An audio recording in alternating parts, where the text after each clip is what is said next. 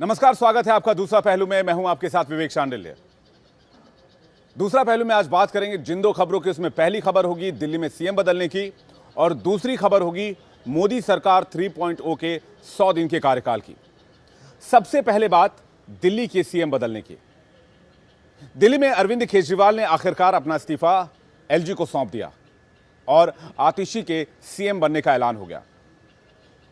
इसके साथ ही दिल्ली की राजनीति में एक नया मोड़ भी देखा जा रहा है। आतिशी अगले 5 महीने के लिए दिल्ली के सीएम रहेंगे। उनके सामने चुनौती होगी एक बार फिर से आम आदमी पार्टी की दिल्ली में सत्ता वापसी कराना। लेकिन इस फैसले में, इस खबर का दूसरा पहलू यह है कि जब इस तरह के फैसले राजनीतिक पार्टियों ने किए हैं, तब यह फैसला कई बार उल्टा भी पड़ा है। इसमें ताजा उदाहरण चंपई सोरेन का है और साथ ही साथ थोड़े दिन पहले का मामला, कुछ साल पहले का मामला जो है वो है जीतन राम मांझी का, जब बिहार में वो नीतीश कुमार के खिलाफ हो गए थे। इसके बाद दूसरी खबर होगी मोदी सरकार के तीसरे कार्यकाल की। मोदी सरकार ने अपने तीसरे कार्यकाल में 100 दिन पूरे कर लिए हैं। इस दरमियान कई बड़े फैसले किए गए, चाहे वो यूपीएस को लेकर हो, चाहे वो 3 करोड़ घर बनाने को लेकर हो, चाहे वो बुजुर्गों को आयुष्मान योजना का लाभ देने को हो।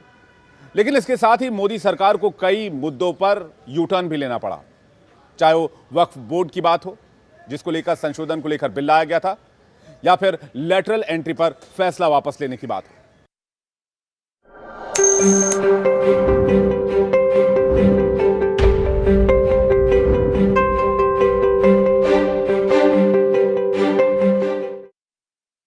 देश की राजनीति में कई बार सीएम बदलने का फैसला राजनीतिक पार्टियों और राजनेताओं को भारी पड़ा है। बिहार और झारखंड इसके ज्वलंत उदाहरण हैं। 2014 के लोकसभा चुनाव में हार की जिम्मेदारी लेते हुए नीतीश कुमार ने सीएम पद से इस्तीफा दे दिया था और अपने सबसे विश्वास पात्र जीतन राम मांझी को सीएम घोषित किया था। लेकिन 8 महीने बाद जब उन्हें हटाया गया तो जीतन राम मांझी बगावती हो गए। उन्होंने न सिर्फ अपनी पार्टी बनाई, बल्कि वो बिहार की राजनीति में भी उतर गए। कुछ ऐसा ही झारखंड में भी हुआ।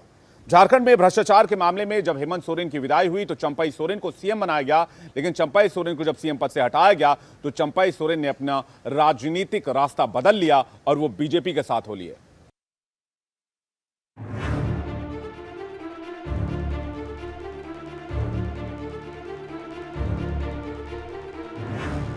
पद और कुर्सी का मोह अक्सर नेताओं का मन बदल देता है। चुनाव लड़ने के लिए टिकट नहीं मिलने पर ही कई बार नेता पाला बदल लेते हैं। फिर अगर किसी को अचानक सीएम की कुर्सी मिल जाए तो लालच आना लाजमी है। झारखंड में चंपई सोरेन और बिहार में जीतन राम मांझी इसके बड़े उदाहरण हैं। हेमंत सोरेन के जेल में जाने पर चंपई सोरेन 5 महीने सीएम बने रहे, जबकि जीतन राम मांझी ने 8 महीने सीएम की कुर्सी संभाली थी। दोनों नेताओं को किस्मत से सीएम की कुर्सी मिली, लेकिन जब उन्हें हटाया गया तो वो बागी हो गए, पार्टी के लिए मुश्किलें खड़ी कर दी। देखिए, अभी हम जहाँ पर है वहीं पर है जी। हाँ, तो अभी आप झारखंड बोलने दे यार, वही बोलने दे। चलो जी जी सर। अभी हम जहाँ पर है वहीं पर है जी जी, है ना। हाँ, और अपना निजी काम में दिल्ली आया। बीजेपी ज्वाइन कर रहे हैं या नहीं, हाँ या ना सर, ये तो क्लियर कर सकते हैं आप। देखिए, हमने बोल दिया जहाँ पर अभी है वहीं पर है।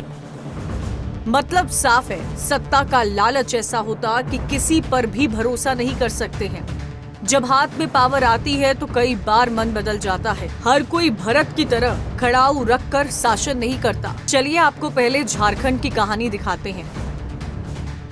भ्रष्टाचार और मनी लॉन्ड्रिंग के आरोप में ईडी ने पूर्व सीएम हेमंत सोरेन को गिरफ्तार किया। 2 फरवरी 2024 को चंपई सोरेन को झारखंड का 7वां सीएम बनाया गया। उन्होंने 2 फरवरी 2024 से 3 जुलाई 2024 तक झारखंड के मुख्यमंत्री के रूप में काम किया। लेकिन जैसे ही हेमंत सोरेन जेल से जमानत पर बाहर आए, उनसे इस्तीफा ले लिया गया। चंपई सोरेन पार्टी के सबसे वरिष्ठ नेताओं में से एक थे और हेमंत सरकार में कैबिनेट मंत्री भी थे। उन्होंने शिबू सोरेन के साथ झारखंड के आंदोलन में हिस्सा लिया था, लिहाजा उन्हें सबसे विश्वास पात्र माना जाता था। लेकिन जब चंपई से इस्तीफा लिया गया तो वो नाराज हो गए। अपने समर्थकों के नाम चिट्ठी लिखकर उन्होंने पार्टी से इस्तीफा दे दिया और कुछ दिन बाद बीजेपी का दामन थाम लिया। वो पार्टी तय करेगा हमको किस तरह का काम देते हैं, उस तरह से हम ईमानदारी के पूर्वक काम करेंगे। झारखंड में कुछ महीने बाद चुनाव होने वाले हैं। ऐसे में चंपई की बगावत हेमंत को भारी पड़ सकती है। झारखंड की जैसी कहानी कुछ साल पहले बिहार में भी दोहराई गई थी। 2014 के लोकसभा चुनाव में बिहार में सभी पार्टियों ने अलग अलग चुनाव लड़ा था। जेडीयू ने 38 सीटों पर चुनाव लड़ा, लेकिन उसे सिर्फ 2 सीटों पर जीत मिली। करारी हार के बाद पार्टी में फूट पड़ गई। नीतीश कुमार ने हार की जिम्मेदारी लेते हुए सीएम पद से इस्तीफा दे दिया। नीतीश कुमार ने अपने सबसे भरोसेमंद जीतन राम मांझी को सीएम की कुर्सी सौंपी। मांझी 20 मई 2014 से 20 फरवरी 2015 तक बिहार के मुख्यमंत्री रहे, लेकिन जब पार्टी में नाराजगी बढ़ी तो नीतीश कुमार ने 8 महीने बाद उन्हें सीएम पद से हटा दिया। लेकिन इसके बाद उन्होंने बगावत कर दी, जेडीयू से ही अलग हो गए। जेडीयू से अलग होने के बाद मांझी ने हिंदुस्तान आवाम मोर्चा बनाया। फिलहाल मांझी की पार्टी एनडीए के साथ है और वो गया सीट से सांसद होने के साथ साथ केंद्र सरकार में मंत्री भी हैं। कहावत है, राजनीति में कोई किसी का सगा नहीं होता। जो चंपई सोरेन कभी हेमंत के सबसे विश्वास पात्र रहे, वही अब उन्हें कटघरे में खड़ा कर रहे हैं। मांझी भी भले आज एनडीए के साथ हैं, लेकिन नीतीश कुमार से उनका 36 का आंकड़ा है। बिहार का सीएम रहते हुए लालू प्रसाद यादव के सामने भी इस्तीफा देने की नौबत आई थी। जब चारा घोटाला में उन्हें जेल जाना पड़ा तो उन्होंने अपनी पत्नी राबड़ी देवी को सीएम बना दिया, जबकि राबड़ी देवी को राजनीति का कखहरा भी नहीं पता था। लेकिन लालू ने किसी और नेता पर भरोसा जताने की गलती नहीं की। जब केजरीवाल ने सीएम पद से इस्तीफा देने का ऐलान किया तो ये चर्चा जोरों पर थी कि क्या सुनीता केजरीवाल को सीएम बनाया जाएगा। केजरीवाल के जेल जाने के बाद सुनीता केजरीवाल राजनीतिक मोर्चों पर नजर आई। हालांकि केजरीवाल ने आतिशी पर भरोसा जताया है। उनके सामने सरकार चलाने के साथ साथ सभी विधायकों और नेताओं को साथ लेकर चलने की भी चुनौती है। Bureau report, India daily.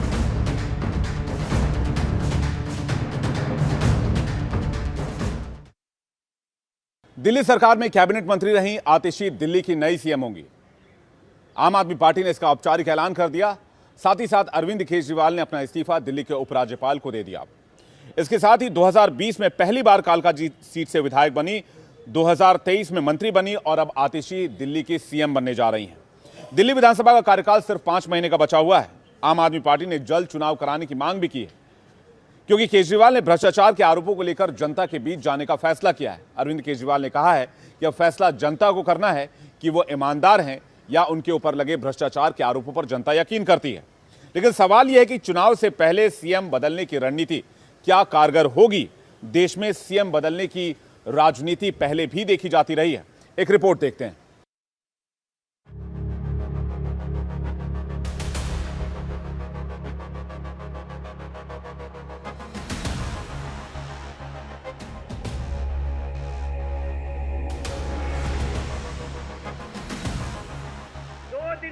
आज से 2 दिन के बाद मैं सीएम की कुर्सी से इस्तीफा देने जा रहा हूं और मैं तब तक सीएम की कुर्सी पे नहीं बैठूंगा जब तक जनता अपना फैसला ना सुना दे। मैं जनता के बीच में जाऊंगा, गली गली में जाऊंगा, घर घर में जाऊंगा और जब तक जनता अपना फैसला ना सुना दे कि केजरीवाल ईमानदार है, तब तक मैं सीएम की कुर्सी के ऊपर नहीं बैठूंगा। आज इन परिस्थितियों में जब उन्होंने अपना इस्तीफा देने का निर्णय लिया, विधायक दल की बैठक में सर्वसम्मति से निर्णय हुआ है। जब तक चुनाव नहीं होता है, अरविंद केजरीवाल जी को प्रचंड बहुमत से जनता दिल्ली का मुख्यमंत्री नहीं बनाती है, तब तक के लिए आतिशी जी को दिल्ली के मुख्यमंत्री के रूप में जिम्मेदारी निभाने के लिए प्रस्ताव सर्वसम्मति से पारित हुआ है। बीते शुक्रवार को अरविंद केजरीवाल की तिहाड़ जेल से रिहाई हुई। शराब नीति में भ्रष्टाचार के मामले में सुप्रीम कोर्ट से उन्हें जमानत मिली। 2 दिन बाद रविवार को केजरीवाल ने सीएम पद से इस्तीफे का ऐलान करके सबको चौंका दिया।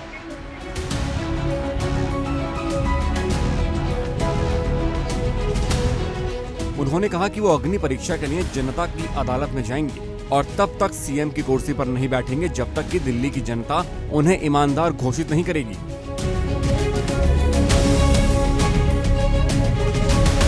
दिल्ली के नए सीएम को लेकर 2 दिन तक चर्चाओं का दौर जारी रहा। आज विधानसभा दल की बैठक में आतिशी को नेता चुना गया।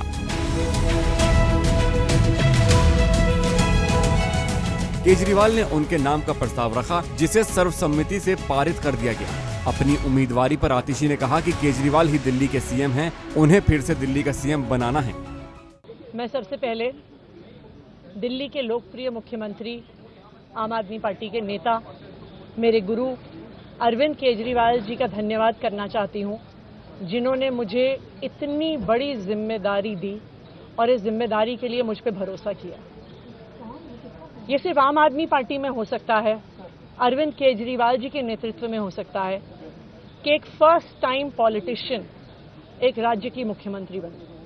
मैं एक सामान्य परिवार से आती हूँ, शायद किसी और पार्टी में होती तो चुनाव की टिकट भी नहीं मिलती, लेकिन अरविंद केजरीवाल जी ने मुझ पे भरोसा किया, मुझे विधायक बनाया, मुझे मंत्री बनाया और आज मुख्यमंत्री बनने की जिम्मेदारी दी।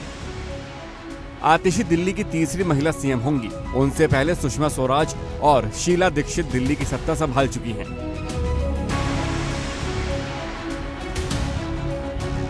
आतिशी को केजरीवाल का करीबी सहयोगी और विश्वास पात्र माना जाता है। वो अन्ना आंदोलन के समय से संगठन में सक्रिय रही हैं। इस वक्त उनके पास सबसे ज्यादा मंत्रालयों की जिम्मेदारी है।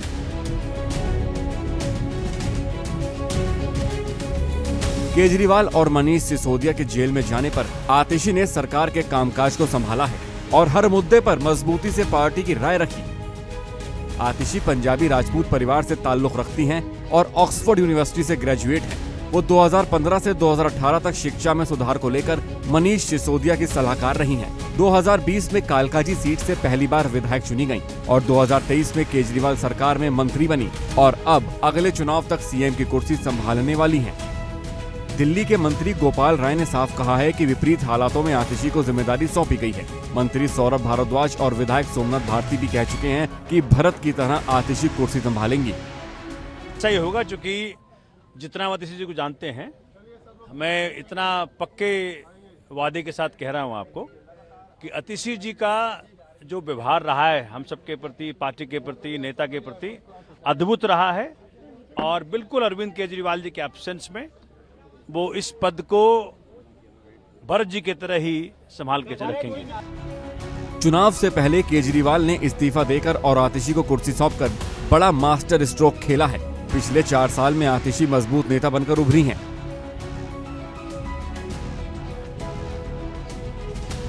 इस बीच केजरीवाल को अपने चुनावी अभियानों के लिए पर्याप्त वक्त मिल जाएगा और वो जनता के बीच कह सकेंगे कि उन्हें पद की लालसा नहीं है। वो ईमानदारी की राजनीति करने आए हैं। उनके ऊपर लगे भ्रष्टाचार के आरोप पूरी तरह से गलत हैं। हालांकि केजरीवाल के सियासी दांव पर विरोधी कई तरह के सवाल भी उठा रहे हैं। चुनाव से पहले इस्तीफा और सीएम बदलने का उनका दांव कितना कारगर होगा, ये बड़ा सवाल है।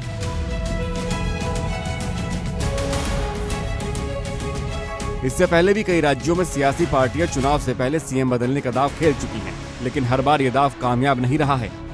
साल 1998 में बीजेपी ने दिल्ली में ही ये दांव खेला था। चुनाव से ठीक पहले साहिब सिंह वर्मा को हटाकर सुषमा स्वराज को सीएम बनाया था। सुषमा स्वराज 53 दिन दिल्ली की सीएम रहीं और उनकी अगुवाई में पहले बीजेपी ने 2021 में सीएम बदल दिया।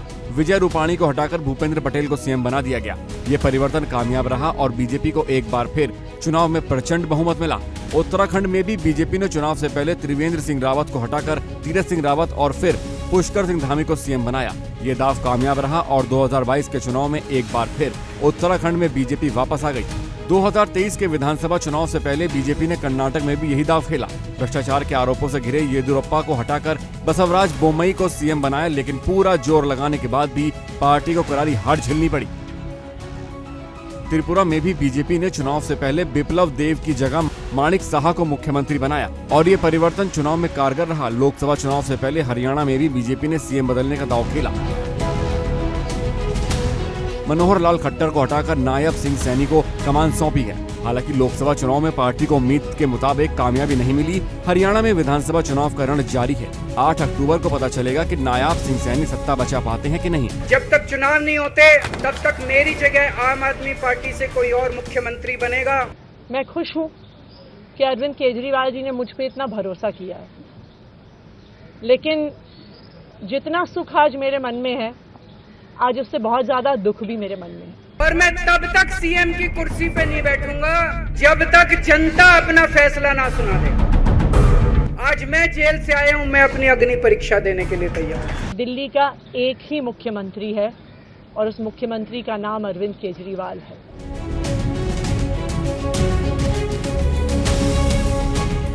मैं बधाई देना चाहता हूं दिल्ली की मुख्यमंत्री जो नई बनी हैं, आधी आबादी का तो रिप्रेजेंटेशन करेंगे। दिल्ली को मुख्यमंत्री आप पार्टी ने नया दिया। मुझे उम्मीद है कि दिल्ली की जनता की भावनाओं पर वो खरी उतरेंगे। फिलहाल सभी की नजरें दिल्ली पर हैं कि आतिशी किस तरह से दिल्ली की सरकार चलाती हैं और जनता की अदालत में जाने से पहले केजरीवाल का इस्तीफे का दाव कितना कारगर रहता है। और अब दूसरा पहलू में बात अगली खबर की है। मोदी सरकार 3.0 के 100 दिन के कार्यकाल पूरे हो गए हैं। चुनाव के दरमियान मोदी सरकार ने दावा किया था कि उसके पास 100 दिन के कार्यकाल का रोडमैप रखा हुआ है। तो पिछले 100 दिनों में मोदी सरकार ने क्या काम किया? पिछले 100 दिन के कार्यकाल को आप देखें तो 15 लाख करोड़ की परियोजनाओं का शिलान्यास या शुभारंभ। इसके अलावा पिछले 100 दिनों में बुजुर्गों के लिए आयुष्मान भारत, 3 करोड़ नए मकान, साथ ही साथ कई काम। लेकिन इस दरमियान मोदी सरकार कई मुद्दों पर बैकफुट पर भी नजर आई। गठबंधन सरकार की मजबूरी मोदी सरकार के साथ दिखी। पहले एक रिपोर्ट देखते हैं। ये नया भारत है, ये आत्मविश्वास से भरा हुआ भारत है।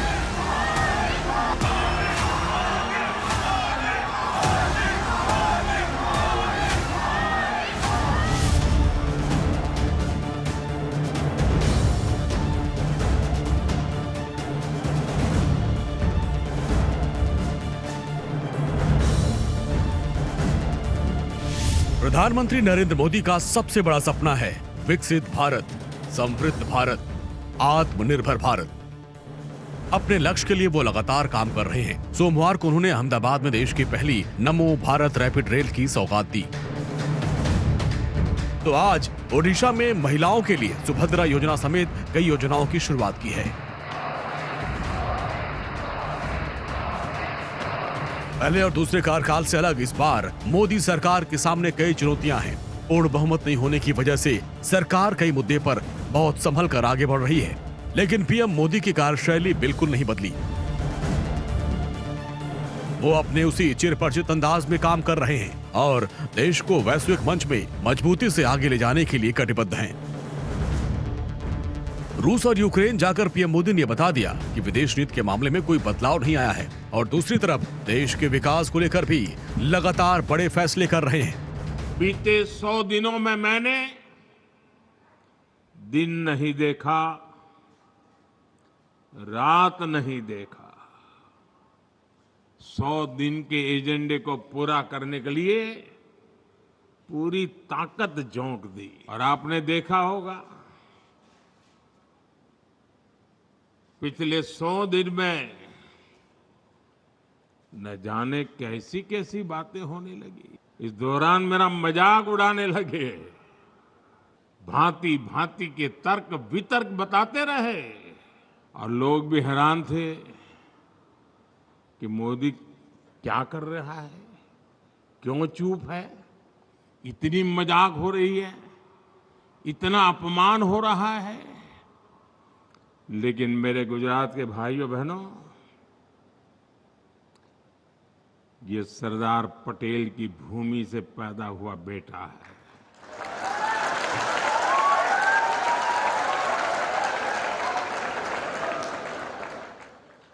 हर मजाक, हर मखौल, हर अपमान को सहते हुए एक प्रण लेकर के 100 दिन मैंने आपके कल्याण के लिए, देश हित के लिए नीति बनाने और निर्णय लेने में जुटा रही है। मोदी सरकार ने 100 दिनों में करीब 15 लाख करोड़ की परियोजनाओं की शुरुआत की है, जिसके दूरगामी परिणाम होंगे। योजनाओं में बुनियादी ढांचे के विकास, स्वास्थ्य सेवाएं, विज्ञान और प्रौद्योगिकी, ऊर्जा, सड़क सुरक्षा, रेलवे पर विशेष ध्यान दिया गया है। आपको दिखाते हैं कि मोदी 3.0 ने अपने 100 दिन के कार्यकाल में क्या बड़ी बड़ी उपलब्धियां हासिल की हैं। बुनियादी ढांचे के विकास पर 100 दिनों में 3 लाख करोड़ रुपए की परियोजनाओं को मंजूरी दी गई है। 6,200 करोड़ की लागत से महाराष्ट्र के वधावन मेगा पोर्ट को मंजूरी दी गई, जो दुनिया के शीर्ष 10 बंदरगाहों में से एक होगा। प्रधानमंत्री ग्रामीण सड़क योजना 4 के तहत 49,000 करोड़ रुपए की केंद्रीय सहायता से 62,500 किलोमीटर सड़कों और पुलों के निर्माण को मंजूरी दी गई। 50,600 करोड़ के निवेश से भारत के सड़क नेटवर्क को मजबूत करने की मंजूरी दी गई है। सरकार का पहला 100 दिनों में जो कार्यक्रम हुआ है, ये मोदी जी ने चुनाव से पहले ही तय कर दिया था और हम लोग मंत्री थे तो उस समय भी और अभी भी तो हमको तो पूरा मालूम है। मोदी जी ने पहला 100 डेज का जो एक्शन प्लान तैयारी किया, उसको हमने पूरा का पूरा इम्प्लीमेंट कर दिया है। 15 लाख करोड़ रुपया का टोटल लागत के साथ विकसित भारत के लिए 100 दिनों में काम हुए हैं। अब इसमें अलग अलग आप क्षेत्र में बांट के देख लीजिए। किसान, गरीब, मजदूर और मध्यम वर्ग के साथ मोदी सरकार ने व्यापारी वर्ग को भी साधा है। बजट में व्यापारी वर्ग को ज्यादा कर्ज देने की सुविधा दी गई है। बजट में सभी वर्गों के लिए बड़ी योजनाओं का ऐलान किया गया, जिसमें प्रधानमंत्री आवास योजना के तहत 3 करोड़ नए घर बनाने का ऐलान किया गया है। सरकारी कर्मचारियों के लिए एकीकृत पेंशन योजना लागू की गई है, जिसमें 25 साल नौकरी करने वाले कर्मचारियों को 50% पेंशन मिलेगी। आयुष्मान भारत योजना के तहत गरीबों के साथ साथ अब 70 साल से ऊपर के सभी बुजुर्गों को 5 लाख तक की फ्री इलाज की सुविधा दी गई है। इससे 4.5 करोड़ परिवारों और 6 करोड़ बुजुर्ग नागरिकों को लाभ मिलेगा। रोजगार और कौशल विकास के लिए 2 लाख करोड़ रुपए के पीएम पैकेज की घोषणा की गई है। 1 करोड़ युवाओं को शीर्ष कंपनियों में इंटर्नशिप मिलेगी। साथ ही भत्ते और एक मुश्त सहायता भी दी जाएगी। आज केंद्र की एनडीए सरकार के 100 दिन भी हो रहे हैं। इस दौरान गरीब, किसान, नौजवान और नारी शक्ति के सशक्तिकरण के लिए बड़े बड़े फैसले लिए गए हैं। बीते 100 दिन में तय हुआ कि गरीबों के लिए 3 करोड़ पक्के घर बनाएंगे। बीते 100 दिनों में नौजवानों के लिए 2 लाख करोड़ रुपए का पीएम पैकेज घोषित किया गया। ग्रामीण आबादी, किसानों और महिलाओं का विकास प्रधानमंत्री मोदी की प्राथमिकता रही है। प्रधानमंत्री विकसित आदिवासी गांव अभियान के तहत 63,000 आदिवासी गांव में विकास का फैसला लिया गया है। 5 करोड़ आदिवासियों की सामाजिक और आर्थिक स्थिति को सुधारा जाएगा। इसके अलावा सरकार ने 10 करोड़ से अधिक महिलाओं को संगठित करके 90 लाख स्वयं सहायता समूह बनाए हैं।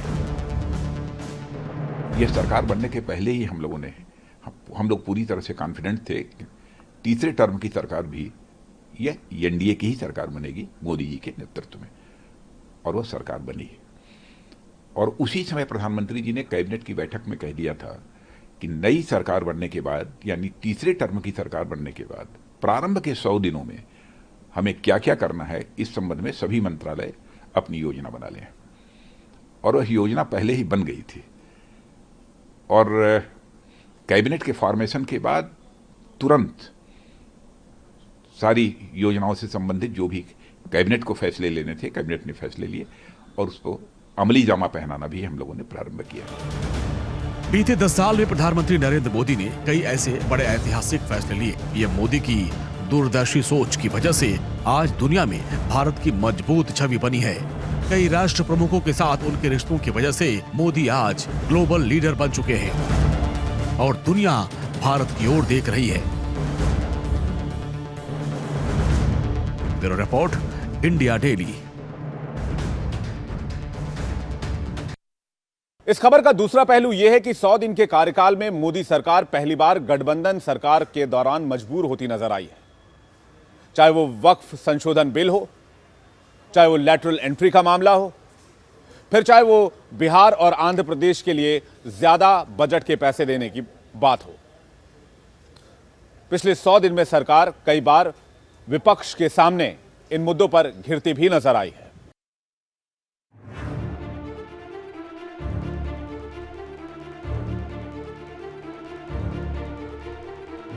मोदी 3.0 भले ही मजबूती के साथ काम कर रही हो, देश के विकास और आत्मनिर्भरता के लिए बड़े फैसले लिए जा रहे हों, लेकिन कई मोर्चों पर सरकार को फूंक फूंक कर कदम रखना पड़ रहा है। सहयोगियों की वजह से बीजेपी के नेताओं की भाषा अब बदली नजर आती है। हिंदू मुस्लिम वाले एजेंडे पर बीजेपी नेता अब ज्यादा नहीं बोलते हैं। विवादित धर्मस्थलों को लेकर भी बीजेपी फिलहाल संभल कर बोल रही है। आगामी विधानसभा चुनाव में मोदी 2.0 के विकास कार्यों की अग्नि परीक्षा अब होगी। लोकसभा चुनाव में बीजेपी को यूपी में बड़ी हार का सामना करना पड़ा, जिसका असर ये हुआ कि यूपी में सरकार और संगठन के बीच मतभेद की खबरें सामने आई। हरियाणा और जम्मू कश्मीर में विधानसभा चुनाव हो रहे हैं और जहां पार्टी की स्थिति कमजोर देखी जा रही है, हरियाणा में तमाम नेताओं ने पाला बदल लिया। महाराष्ट्र में भी नवंबर में चुनाव होना है, लेकिन सरकार होने के बावजूद बीजेपी और उसकी सहयोगी पार्टियों की स्थिति कमजोर नजर आ रही है। बेरोजगारी, जातिगत जनगणना और अग्निवीरों के मुद्दे पर सहयोगी पार्टियां मुखर होकर सरकार के खिलाफ बयानबाजी कर रही हैं। प्रधानमंत्री जी का यही एक उम्मीद है और यही एक गिफ्ट है जो हम उनको दे सकते हैं। तो खिदमत खल के लिए हम लोगों को काम करने के लिए कहा गया है। लेकिन मैं आप लोगों को बताना चाहती हूँ, देश भर में ये बात और ये पैगाम देना चाहती हूँ कि किस तरह से सिर्फ 100 दिन में हमारे प्राइम मिनिस्टर ने क्या कुछ किया। सबसे पहले मैं बात करूंगी इंफ्रास्ट्रक्चर डेवलपमेंट की। देश के बेरोजगार जो आपके जन्मदिन के दिन आज राष्ट्रीय बेरोजगार दिवस मना रहे हैं, उनको जवाब दीजिए ना। ये तो हम नहीं मना रहे, ये तो लोग कह रहे हैं। इस देश के युवाओं को लगता है कि पंडित नेहरू का जो जन्मदिन है वो बाल दिवस है, मौलाना आजाद का जन्मदिन शिक्षा दिवस है, डॉक्टर APJ अब्दुल कलाम का जन्मदिन राष्ट्रीय छात्र दिवस है, उसके बाद चौधरी चरण सिंह का जन्मदिन राष्ट्रीय किसान दिवस है, बाबा साहब अम्बेडकर का जन्मदिन राष्ट्रीय समानता दिवस है। आपके जन्मदिन को सब लोग मना रहे हैं राष्ट्रीय बेरोजगार दिवस। तो थोड़ी शर्म आपको आनी चाहिए। काम हम नहीं कर रहे हैं, देश की जनता आपको एक बात कह रही है। जाति जनगणना, बेरोजगारी, महंगाई और किसानों के मुद्दे पर मोदी सरकार घिरी हुई है। हरियाणा में MSP के मुद्दे पर किसानों की नाराजगी साफ दिख रही है। यूपी, बिहार समेत उत्तर भारत में जाति जनगणना का मुद्दा बहुत हावी है। विपक्षी पार्टियां जातिगत जनगणना को लेकर अड़ी हुई हैं, लेकिन सरकार इस मुद्दे पर मौन है और कोई भी फैसला नहीं ले पा रही है। SC/ST आरक्षण में कैटेगरी को लेकर सुप्रीम कोर्ट के निर्देश को लेकर सरकार को तुरंत अपना स्टैंड क्लियर करना पड़ा, क्योंकि आरक्षण के मुद्दे पर लगातार विपक्षी पार्टियां हमलावर हैं। जातिगत जनगणना की मांग बीजेपी की सहयोगी पार्टियां भी कर रही हैं। JDU और LJP-R भी जाति जनगणना कराने की मांग कर चुकी है। अपना रुख इसको लेकर हमेशा से स्पष्ट रखा है कि जातीय जनगणना का पक्षधर लोक जनशक्ति पार्टी रामविलास है। हम लोग चाहते हैं कि जातीय जनगणना हो। इसका कारण है, कई बार राज्य सरकार और केंद्र सरकार कई ऐसी योजनाएं बनाती हैं जो उस जाति को मद्देनजर रखते हुए उसको मुख्य धारा के साथ जोड़ने की सोच के साथ वो योजनाएं तैयार की जाती हैं। ऐसे में उस जाति की आबादी कितनी है ये जानकारी सरकार के पास कम से कम होनी चाहिए, ताकि उसके अनुपात में राशि आवंटित की जा सके। उस योजना को लेकर या उस जाति को मुख्य धारा के साथ जोड़ने को लेकर ये आंकड़े कम से कम सरकार के पास होने चाहिए। मैं इन आंकड़ों को सार्वजनिक करने का पक्षधर नहीं हूँ। अहम पदों पर लेटर एंट्री पर भी सरकार को अपने पैर पीछे खींचने पड़े। अहम सरकारी पदों पर लेटर एंट्री पहले भी होती रही है, लेकिन आरक्षण विरोधी ठप्पा न लगे, लिहाजा सरकार ने भर्तियों पर रोक लगा दी। पिछले दिनों वक्फ बोर्ड बिल में बदलाव वाला बिल भी संसद में पास नहीं हो पाया। सहयोगी दलों को साधने की वजह से सरकार ने इसे JPC के पास भेज दिया, जहां कई पहलुओं पर चर्चा की जाएगी।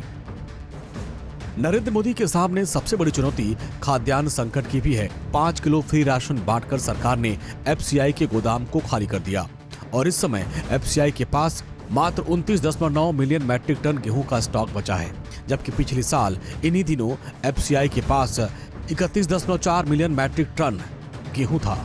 गेहूं का घटता स्टॉक खतरे की घंटी है। सरकार खरीद का लक्ष्य पूरा नहीं कर पाई और जिससे ये दिक्कत सामने आई। विदेश नीति के मामले पर मोदी सरकार भी बैकफुट पर नजर आई। मोदी के यूक्रेन दौरे के बाद सरकार को एनास्टासिया डोभाल को मॉस्को भेजना पड़ा, क्योंकि पुतिन नाराज हो गए थे। बांग्लादेश में बगावत ने मोदी सरकार को हतप्रभ कर दिया। भारत की खुफिया एजेंसियों को भनक तक नहीं लगी और शेख हसीना को भारत में शरण लेनी पड़ी। मैं बार बार ये कहता हूं कि प्रेस कॉन्फ्रेंस में बड़ी बड़ी बातें करना रेटोरिकल और रियलिटी के साथ अभी एक वीडियो वायरल हुआ था वहां के मणिपुर के सीएम का, आज तक उस पर कोई क्लैरिफिकेशन नहीं आया।